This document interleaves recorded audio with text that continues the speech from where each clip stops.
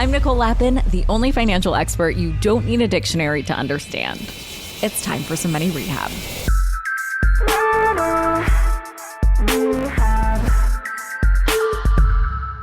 Money rehabbers, do you feel stressed about needing to have it all? I think we've all felt stressed about this at some point, right? I gotta say, women especially know what I'm talking about because there's extra pressure to be a perfect mom in addition to also kicking ass at work and being an always-on wifey. Insert America Ferrera Barbie speech here.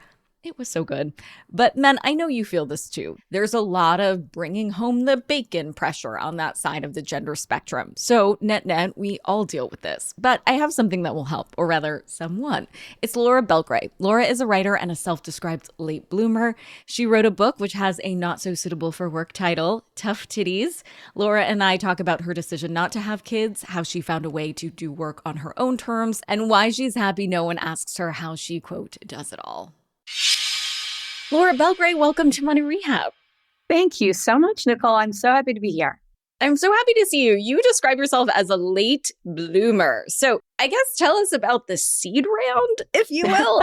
What were you doing before you found your dream job and why did it not bloom? Why was it not a good fit? It's funny. I would say that I've had several dream jobs, but it took me a long time to find the ultimate one that really did fit me. And some of them did fit when I had them. So the first one would have been in my 20s, which doesn't sound late at all, though it felt late to me because I had spent the first year and change out of college living at home in my childhood bedroom, sleeping till noon and guzzling Diet Sunkiss, working out, buying crop tops to go out in, and then going out until, say, 4 and rinse and repeat. And it took a long time for me to find any work. My parents would ask, are you job hunting? How's it going? Are you making connections? And I'd say, I'm pounding the pavement or I'm networking, which was not untrue. I was out till 4 kind of networking. But I did find a dream job in my mid to late 20s, which was writing promos for TV.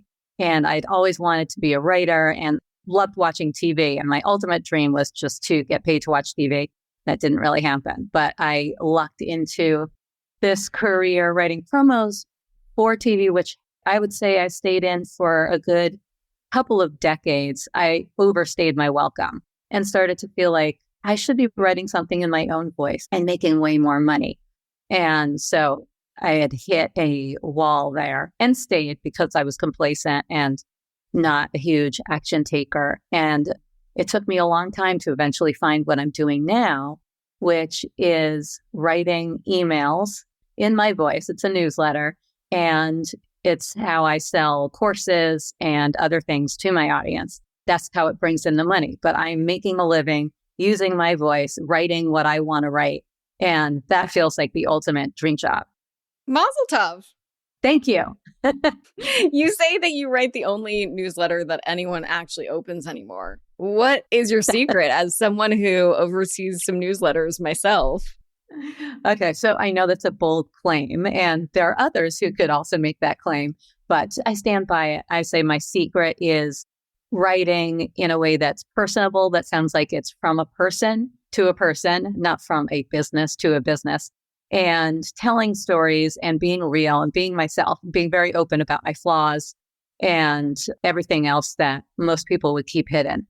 So subject lines. You do a lot around writing better emails, like writing non-shitty, sucky subject lines. Can you give us some tips on those? Sure. Okay. So if you're writing a newsletter, if you're writing to an audience of subscribers, the biggest mistake that I see is writing everything in title case, like your subject line, as in the first letter of each word is capitalized, like you would do in a headline. And to me, that screams newsletter. And that's okay. Some of us are excited to get a newsletter, but mostly we scroll through our inbox the same way we sort through a pile of mail. We go junk mail, junk mail, junk mail. Ooh, something for me. Junk mail, something for me. And when you get to something in your inbox that looks like something for you, that's the one that you're going to open. So a subject line that is written the way a friend would write a subject line, that's the one that is going to get open. So I recommend keeping it casual and making it intriguing. You want to pique curiosity. And I actually wrote a piece for Money Magazine, and my editor, who had asked me to write the piece, wrote me a follow-up email where the subject line was, "Let's get you paid." And she knew that I was going to open that way faster than I was going to open one that said paperwork. So she learned from that piece. You want to speak to like what's going to excite them. Give it a little friction or what's in it for me or some conflict and drama. Conflict and drama, it's such a fine line between that and clickbait, though. Yeah. Well, I think the line there is clickbait is where your email does not pay off.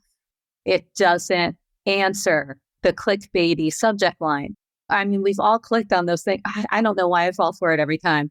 Like those headlines, like every time, this actress was adorable in Full House. Click here to see what she looks like now. I'm like, what? Of course, what she looks like now is a normal human who's 45.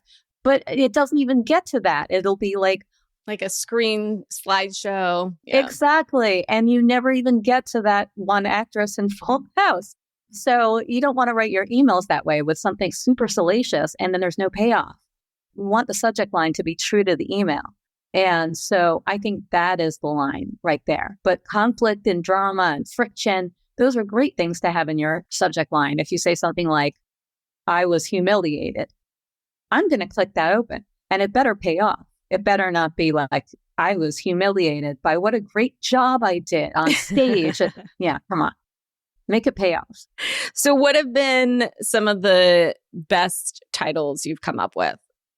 I think one of my most popular ones was, and I got this is my favorite trick for finding subject lines when I need inspiration. I'll go back into my old emails from like 2006 when friends still sent personal emails and see what the subject lines were there. So one that I mined those for was "have to cancel." And it was like a frowny face emoticon.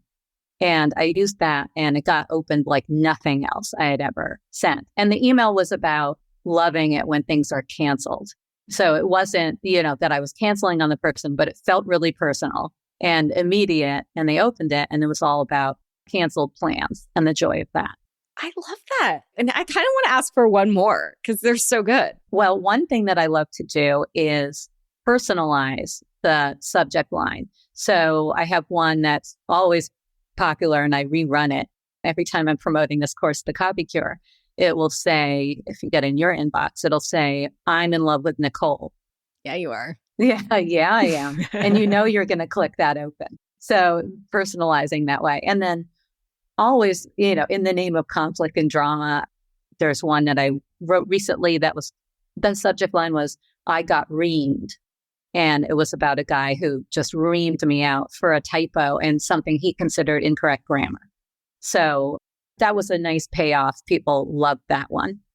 Wow, that man needs a problem and he may have one of mine if you would like. And any tips and tricks for like within the email body? Yep, write casually and conversationally, always. I like to make all my emails what I call an EFAB, which stands for email from a bestie. And that means writing the way you would talk to a friend. So that means using contractions. If you touch type, your right pinky hits that key called the apostrophe, and the apostrophe is your friend. So instead of saying like, "Hello, I am so glad that you are reading my email. You will never guess who is coming to the party." You say, "Hey, I'm so glad you're reading my email. You'll never guess who's coming to the party." It makes a big difference and people don't realize because it's been drilled into us, whether we've worked in corporate or it was just a teacher in high school or middle school who said, like, don't use contractions. It's been drilled into us that we're not allowed to, that's not good writing. So don't try to make it good writing according to the rules that you learned in corporate or English class. You want to make it good writing by making it conversational and filling it with personality, with concrete specifics, instead of saying, if you're telling a story like, "Recently I was in a low place, the lowest place I've ever been. And then I had an aha moment and suddenly everything turned around." That's telling me nothing. That's not how you would say it to a friend. You want to deliver it like juicy gossip. So details are key to that. Oh my God, Laura. Yeah. Right? Like that. Right? Like recently, yes, like that. As recently as last week, I was sitting on the floor eating from a bag of Doritos, wearing my unwashed sweats, and stalking my ex on Instagram. It wasn't a good moment. Feels relatable. That feels relatable. Specifics make it relatable. So storytelling, relatability through those specifics, and share yourself, share your life, and don't be afraid to be mundane, to go deep on the really small moments like that. I mean, I might push back and say it's not about rejecting what you've learned in English class. And I went to like fancy journalism school where they would give you an F for any grammar or spelling or anything mistake just to drill it in. But I would say like you need to know the rules first and then you know how to break them, right? Absolutely. I'm nodding very big. Right. Okay, good. Okay. You're not saying like, fuck the grammar. No, like, no.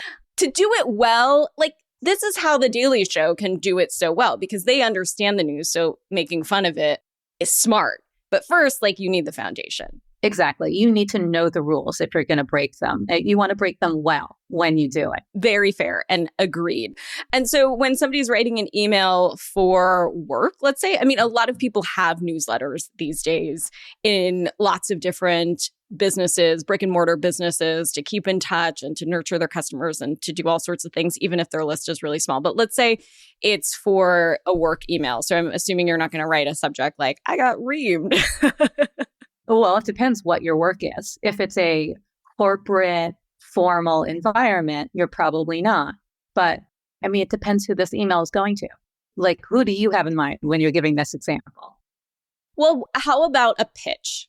So a lot of different people pitch something, whether you're an entrepreneur or not, like your sales pitch, you're pitching either yourself for speaking, you're pitching a product, something like that. So like kind of cold email, but tantalizing and exciting, not too boring, not too like I have to cancel sad face, but somewhere in between. I think you can still be personable.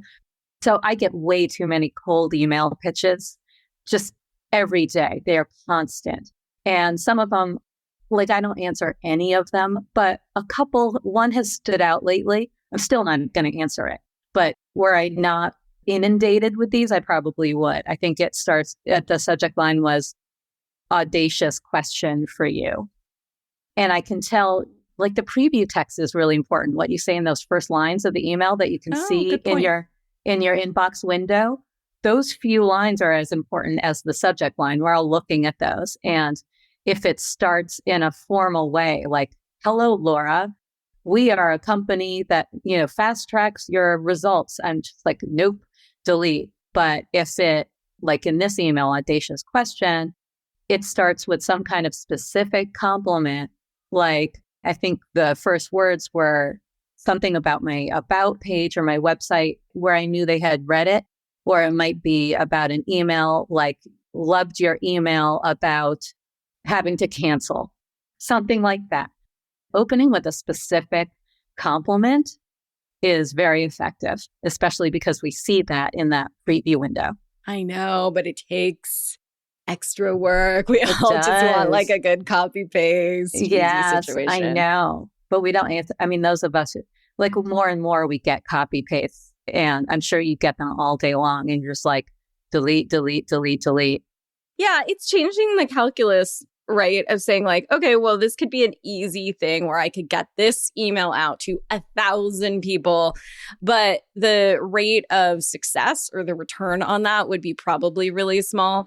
And it's just sort of like changing your mindset to saying, okay, well, I could get this out to 50 people, maybe 10 people even. And yeah. If you're pitching tons of people at once, maybe sometimes it pays to do the spray and pray method of just copy, paste, copy, paste, copy, paste, and somebody is going to answer it. But it just becomes so spammy. And in that case, the spray and pray is not the best method. It's making it personable and interesting and so that somebody says, ooh, I have to open this. And then they say, ooh, I have to listen to that episode. Hold onto your wallets. Money Rehab will be right back. And now for some more money rehab. Okay, I want to scoot gears just for a second. You took a picture of Paris Hilton's recent cover of some magazine, and the feature was titled Fame, Family, and Doing It All. And you said, quote, a little respect for us non-juggling, bare minimum loving, do as little as possibles. One thing no one has ever asked me, how do you do it all? End quote. So, Laura, how do you do it all? Yeah, that is hilarious because I really don't. I really mean that. I don't do it all. And no one ever asks me, except for you just now, how I do it all. I don't have kids. I am married, but I don't do any of the things expected of a traditional wife. I don't cook. I don't clean. There's very little that I juggle. I am dedicated to my career success and also to friendships and relationships. But there's nothing that makes anyone say, how do you do it all? I don't even drive. Can't cook, can't drive, can't clean, no kids, etc. So there's nothing that would make someone ask that.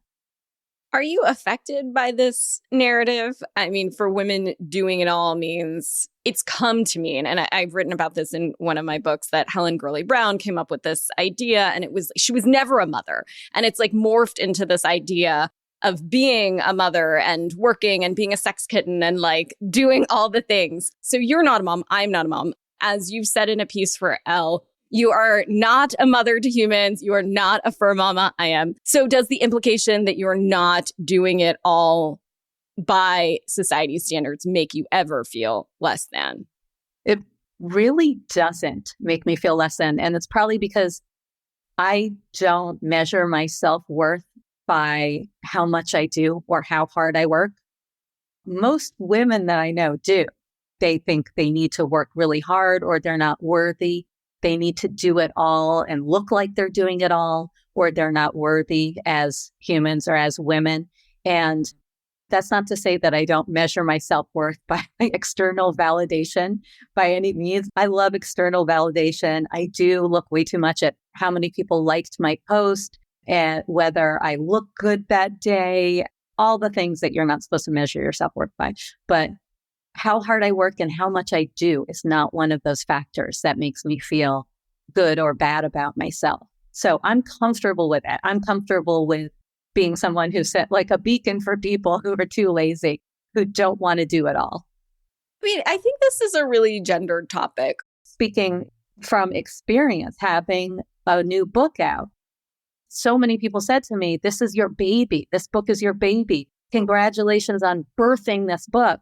And even if I had been a mom, they would still say the same thing. But I think especially because I'm not a mom, they wanted to assign some trait of motherhood to me.